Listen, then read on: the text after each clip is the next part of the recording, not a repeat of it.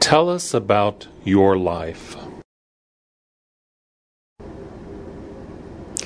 Well, I was born in the late 1960s, and I was born to hearing parents. My mother noticed at about 10 or 12 months of age that I wouldn't respond to her calls.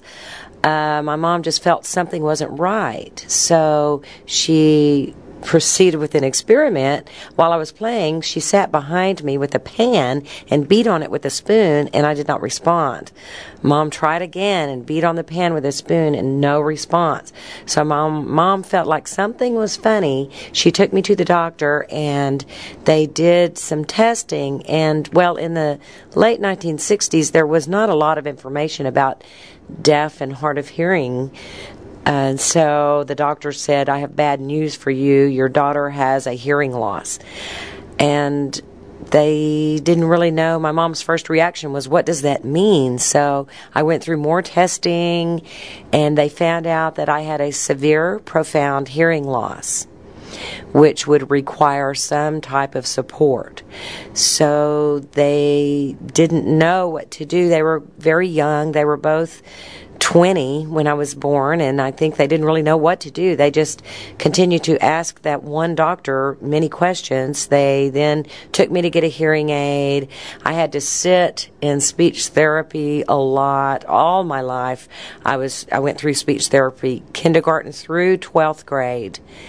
And really, in looking back, going through that speech therapy throughout my life, I really didn't like it. But there are some benefits also. I can speak fairly well. I can order food, for example, without writing notes. So there are some benefits.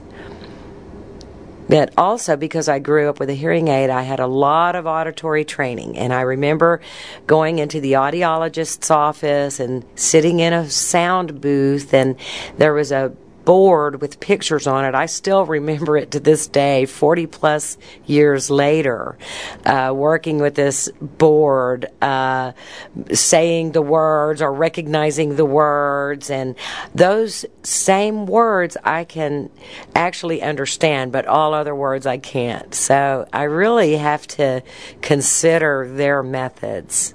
But anyway, that aside, I did grow up in mostly oral mainstream programs, and many times I was the only deaf kid in an all-hearing school. Some programs I was one of maybe 10 or 15 deaf or hard-of-hearing students, and I actually attended 12 different schools. I moved to many different schools for different reasons, but in each school I had a different program, a different experience with different teachers and different educational approaches. So I guess I have a unique experience compared with some other deaf people. But now that I'm married a deaf man, and our daughter is hard of hearing. So the both of us had thought we would probably most likely have hearing children because there is no deafness in his family or my family. So we had already determined that we would have a hearing child. I thought I was going to have a hearing son and wound up giving birth to a deaf daughter. So in my experience growing up in many different educational settings, my thoughts were for her and how to approach education. My husband grew up in a residential school, so we had different views and our experience in the educational system. But that's a little bit about my life.